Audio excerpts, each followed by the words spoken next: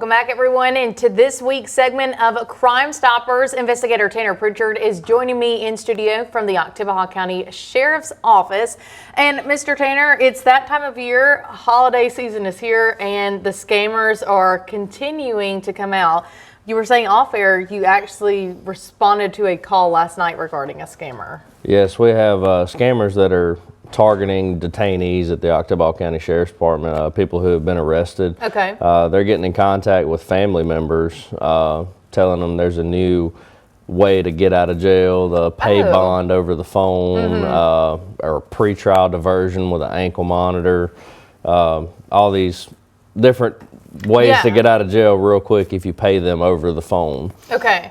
So we first want to start off by saying, and we always say this, the sheriff's department or a police department will never ask for money over the phone, correct? That's correct. We will never call you and tell you you have a warrant. We will never call you and ask for payment over the phone. We like to show up unannounced. Okay. That's a good one right there. And one thing that I find interesting, because guys, I've been scammed too before in something that seemed believable. These scammers, they really go into these vulnerable people or families. Right.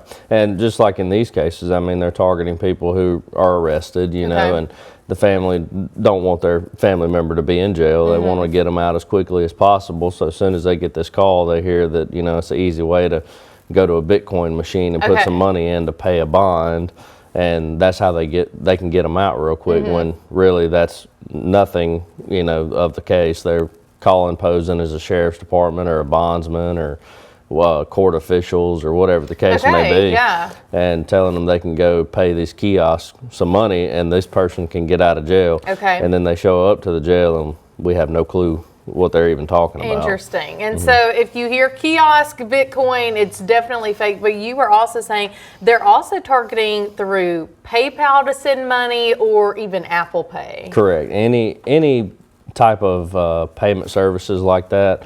It just goes back to the first saying, the sheriff's department or any law enforcement agency is not going to call you and ask you for payment over the phone. Yes. If it's over the phone through any type of connection like that, it's fraudulent from the get-go. And whenever someone, maybe if they have a phone call about this, what are some tips that you would give them? I know, like we said, key points of if they say kiosk or something, but as an individual that I should not ever share over the phone. Don't give out, just don't pay anybody, obviously, over the phone. Anything, question them. Start questioning them, because what they're going to do, they do high pressure tactics to try to, you know, get to your emotions and play on your emotions during your vulnerable state of someone being in jail.